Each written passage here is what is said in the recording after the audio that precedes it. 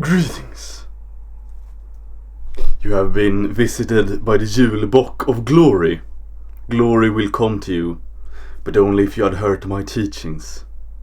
I want to wish everyone a good Yule, a merry Yule, and a merry Christmas. Fucking juicy. I want to show you a Christmas present I got from one of the truest friends and one of the most valiant and testosterone men I know. Thank you, William. Dun dun dun. It's an excruciatingly glorious hammer of Thor, which will grant me additional testosterone. Now I thought to elaborate a bit on the topic at hand, which you see in the title, which is the most glorious haircut.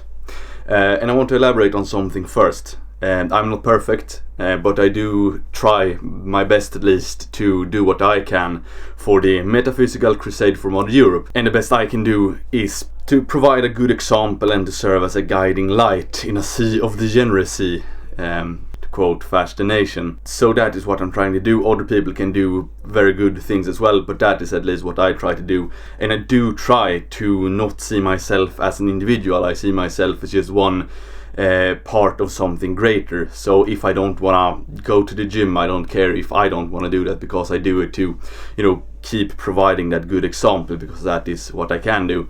So I try to embody everything I say. I try to show with action what I want you to do. And there's one notable exception, obviously, which is the hair, because I'd say that for most of you, I recommend that you go with a fashy haircut, an SS haircut that looks, disciplined and, crisp and clean, as it were. And now some of you might say, oh, but I'm bald or I have really thin hair. That's no problem at all. You can just shave your head or go with the kind of Jason Statham look. And don't despair here, because this a lot of women find this really attractive as well. And Jason Statham, obviously popular with the ladies, popular with the guys. And I'm not saying popular with the guys in the gay sense, but in rather that a lot of guys admire him. So that is the kind of look you can go for if you're bald. But for everyone else, I suggest that you go with this crisp, clean, fashy haircut that is, signals discipline and testosterone to everyone who is looking at it. So that is my recommended haircut. And then you ask, why do I have long hair then if I recommend something else?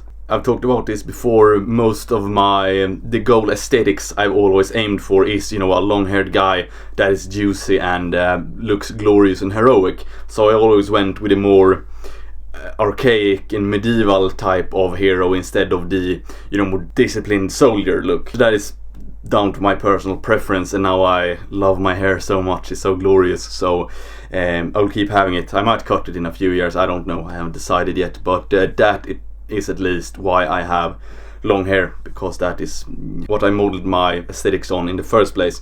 But for most of you, I recommend a fashy haircut.